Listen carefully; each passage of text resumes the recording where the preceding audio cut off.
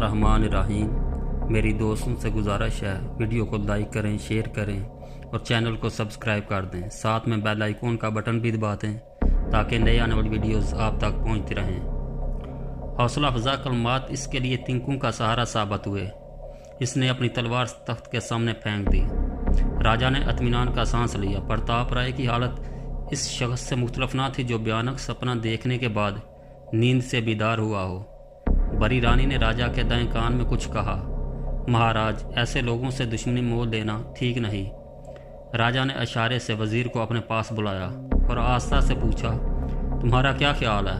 इसने जवाब दिया, महाराज, मुझसे बेहतर सोच सकते हैं। राजा ने कहा, इसे छोड़ूं तो ये सरदार और मेरी राया मुझे बुज़दिल तो ख्याल ना करेगी। महाराज, चांद पर थूकने से अपने मुंह पर छींटे पड़ते हैं। आप अपनी राया की नज़र में एक देवता हैं, लेकिन अब इन कैदियों को छोड़ना मसलत के खिलाफ है। अरबों की ये जुर्रत नहीं हो सकती कि वो सिंध पर हमला करें, लेकिन इन लोगों को अगर इनके मुल्क में वापस भेज दिया गया तो ये तमाम अरब हमारे खिलाफ आग का तूफान खड़ा कर देंगे।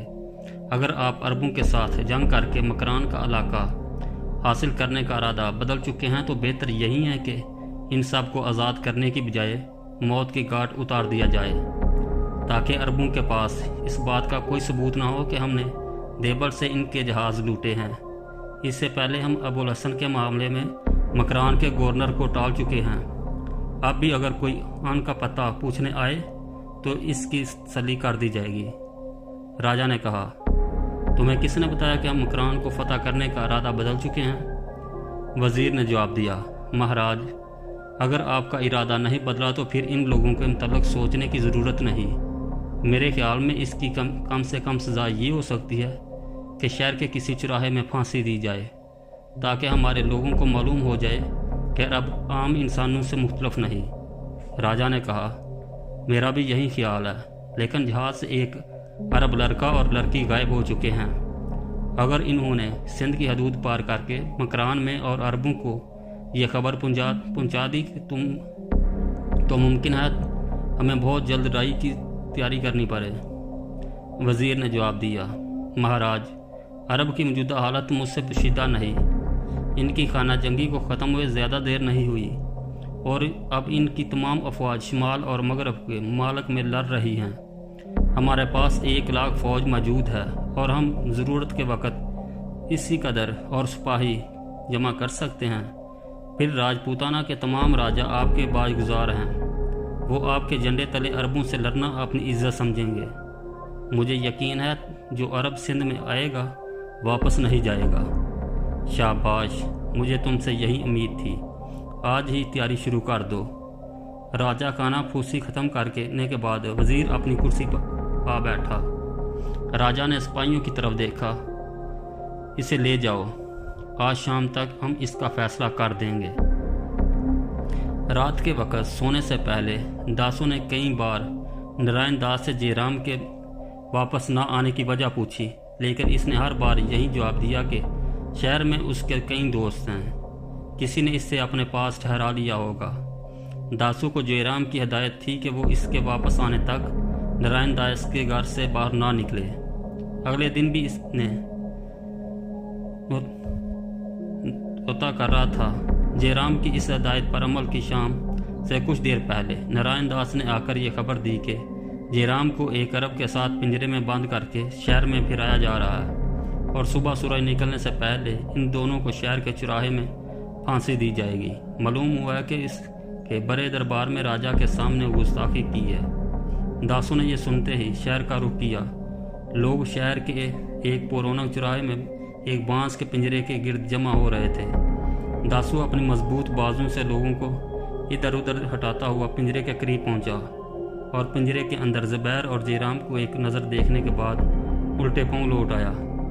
थोड़ी देर बाद वो घोड़े पर सवार होकर जंगल का रुख कर रहा था। शहर में आधी रात तक चंद पहरेदारों के साथ तमाम लोग अपने अपने घरों को चले गए। जयराम ज़ुबैर को जंगल में खालिद, नाहिद और माया से मुलाकात का वाक़या सुना चुका था। चंद पहरेदार सो चुके थे और बाकी पिंजरे के करीब बैठे आपस में बातें कर रहे थे। ज़ुबैर ने मौका पाकर कहा, वो रुमाल कहाँ है? जयराम ने जवाब दिया, وہ میری کلائی کے ساتھ بندھا ہوا ہے، لیکن ہم دونوں کے ہاتھ پنجرے کی طرف بند ہے۔ کاش داسو کو ہماری خبر یہ ہو جاتی۔ زبیر، میں تم سے ایک بات پوچھنا چاہتا ہوں۔ پوچھو۔ ہمیں سورج نکلنے سے پہلے پھانسی پر لٹکا دیا جائے گا۔ تمہیں اس وقت سب سے زیادہ کس بات کا خیال آ رہا ہے؟ میرے دل میں صرف ایک خیال ہے، اور وہ یہ کہ میں اب تک خدا اور رسول اللہ صلی اللہ علیہ وسلم کو خوش کرنے کے لیے دنیا میں کوئی مفید کام نہیں کر سکا۔ تمہیں مرنے کا خوف تو ضرور ہوگا۔ ایک مسلمان کے ایمان کی پہلی شرط یہ کہ وہ موت سے نہ ڈرے، اور ڈرنے سے فائدہ ہی کیا؟ انسان خواہ مخواہ کچھ کرے، جو رات قبر میں آنی ہے وہ قبر ہی میں آئے گی۔ اگر میری زندگی کے دن پورے ہو چکے تو میں آنسو بہا کر انہیں زیادہ نہیں کر سکتا، لیکن مجھے ایک افسوس ہے کہ ایسی موت ایک سپاہی کی شان نہیں۔ جے رام نے کہا، مجھے ابھی تک یہ خیال آ رہا ہے کہ شاید ہم اس سزا سے بچ جائیں۔ کبھی میں سوچتا ہوں کہ شاید ابھی بھونچال کے جھٹکے سے یہ شہر مٹی کا ایک ڈھیر بن جائے گا۔ کبھی مجھے خیال آتا ہے کہ شاید بھگوان کا کوئی اتار آسمان سے اتر کر راجا سے کہیں کہ ان بے گناہوں کو چھوڑ دو، ورنہ تمہاری خیر نہیں۔ کبھی مجھے امید کی سہارا دیتی ہے کہ شاید دریائے سندھ اپنا راستہ چھوڑ کر دیبل کا رخ کر لے، اور لوگ بدحواس ہو کر شہر سے باہر نکلیں اور جاتے جاتے ہمیں آزاد کر جائیں۔ تمہیں اس قسم کا کوئی خیال نہیں آتا؟ نہیں، مجھے ایسے خیالات پریشان نہیں کرتے۔ میں صرف اتنا جانتا ہوں کہ اگر خدا کو میرا زندہ رکھنا منظور ہے تو وہ 1000 طریقوں سے میری جان بچا سکتا ہے، اور اگر میری زندگی کے دن پورے ہو چکے ہیں تو میری کوئی تدبیر مجھے موت کے پنجے سے نہیں چھڑا سکتی۔ جے رام نے کہا، زبیر، کاش میں تمہاری طرح سو سکتا، لیکن میں جوان ہوں اور ابھی زندہ رہنا چاہتا ہوں۔ تم بھی جوان ہو، لیکن تمہارے سوچنے کا ڈھنگ مجھ سے مختلف ہے۔ زبیر نے کہا، تم بھی اگر میری طرح سوچنے کی کوشش کرو تو دل میں تسکین محسوس کرو گے۔ جے رام نے جواب دیا، یہ میرے بس کی بات نہیں۔ زبیر نے کہا، جے رام، میری ایک بات مانو گے؟ وہ کیا؟ صبح ہونے سے زیادہ دیر نہیں، میری اور تمہاری زندگی کا شاید تھوڑے سانس باقی۔ میرے دل پر ایک بوجھ ہے، اگر تم چاہو تو میں موت سے پہلے اس بوجھ کو اپنے دل سے اتار سکتا ہوں۔